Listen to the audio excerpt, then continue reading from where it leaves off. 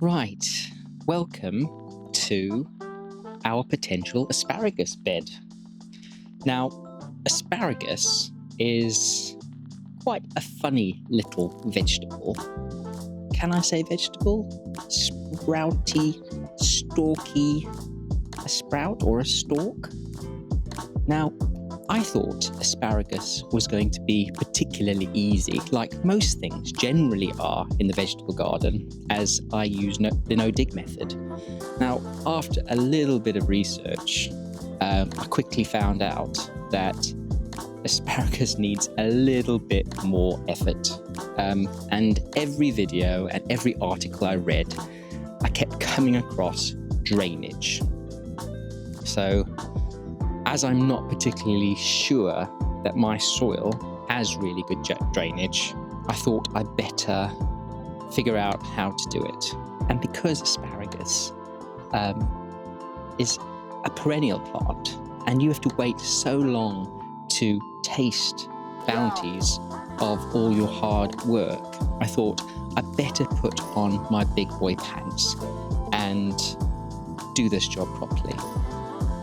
So this little plant can be giving us food for what could be 20 years in our little veggie patch.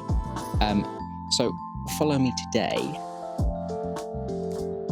in one of my most extreme, other than putting my greenhouse up, labours of love, doing our asparagus bed.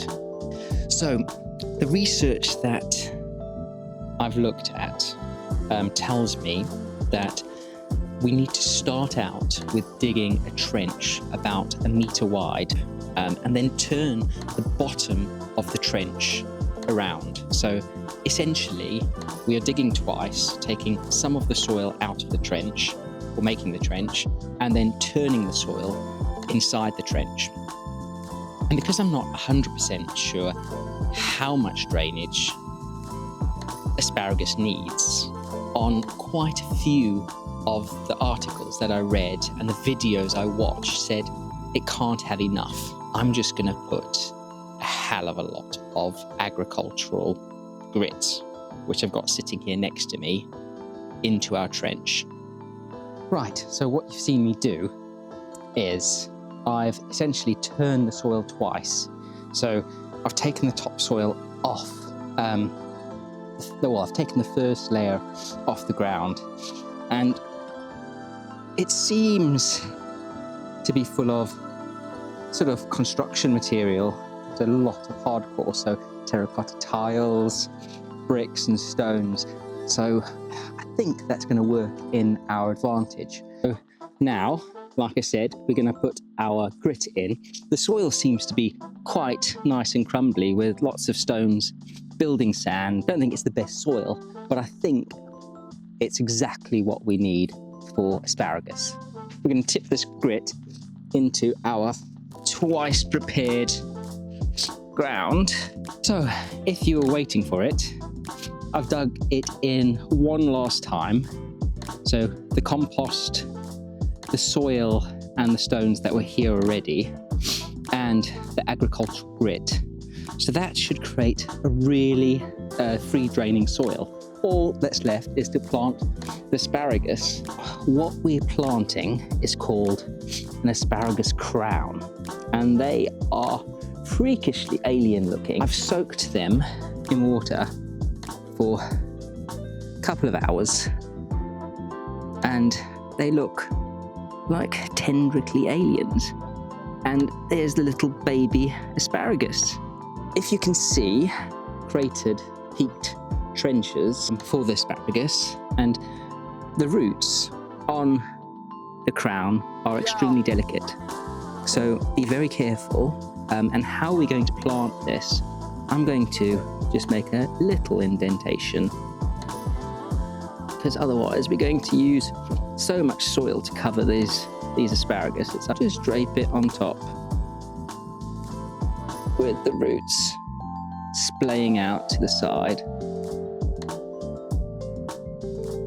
and plant them about 1 foot apart at this stage, sticking up with the crowns pointed upwards, so you get your asparagus growing to the top. I've got 8 to fit into this bed.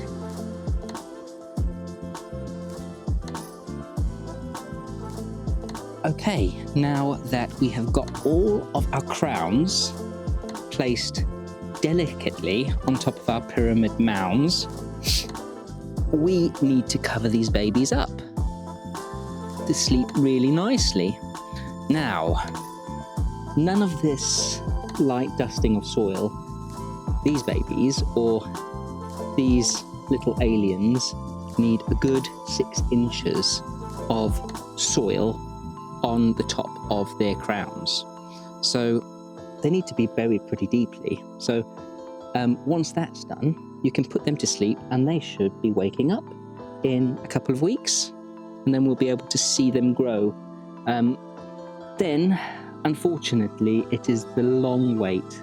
I am going to leave my asparagus alone for 2 years. Some people say that you can pick a few spears in the 2nd year, but I think I'll pick a few spears in the 3rd year and then gorge ourselves in the 4th year, and then hopefully have asparagus in our garden for 20 years, 30 years, cross fingers.